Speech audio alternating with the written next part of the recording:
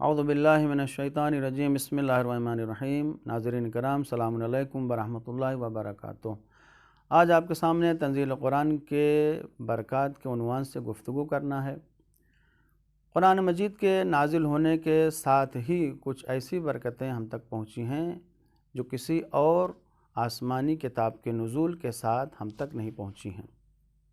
مثلاً تقریباً 500 برس کے بعد قرآن مجید کے نزول کے ساتھ ہی پھر سے زمین و آسمان کا رشتہ جڑ گیا، اس لیے کہ ہدایت کرنے والے تھے، اولیاء موجود تھے، لیکن جناب عیسیٰ کے بعد سے وحی کا سلسلہ مکمل طور پر ختم ہو گیا تھا، لہذا قرآن مجید کے نازل ہوتے ہی پھر سے یہ رشتہ جو زمین و آسمان کا قطع ہو گیا تھا، ٹوٹ گیا تھا، یہ پھر سے جڑ جاتا ہے۔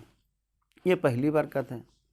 دوسری برکت ہے تنزیل قرآن کی کہ پروردگار عالم نے قرآن مجید کے نازل کرنے کے ساتھ ہی تمام عالم بشریت کو اپنا مخاطب قرار دیا ہے۔ اس سے پہلے کے صحیفوں میں صرف اسی دور کے لوگوں کو یا اسی زمانے کی قوم کو خطاب قرار دیا جاتا تھا، لیکن پروردگار عالم نے یا ایھا الناس کہہ کر تمام عالم بشریت کو قرآن مجید میں مخاطب قرار دیا ہے۔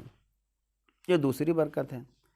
تیسری برکت کہ قرآن مجید کے نزول کے ساتھ ہی اس نے انسانی زندگی کے تمام دستور حیات کو بیان کر دیا، آئین زندگی کو بیان کر دیا، جو قیامت تک آنے والے انسان اور بشریت کے لیے کافی رہے گی۔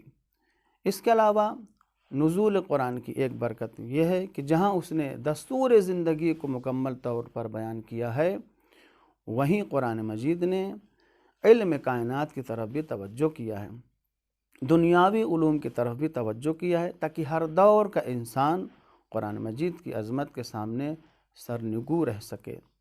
یہ وہ برکتیں ہیں جو قرآن مجید کے نزول کے ساتھ ساتھ ہم اس انسان اور مسلمانوں تک پہنچی ہیں۔ السلام علیکم ورحمۃ اللہ وبرکاتہ۔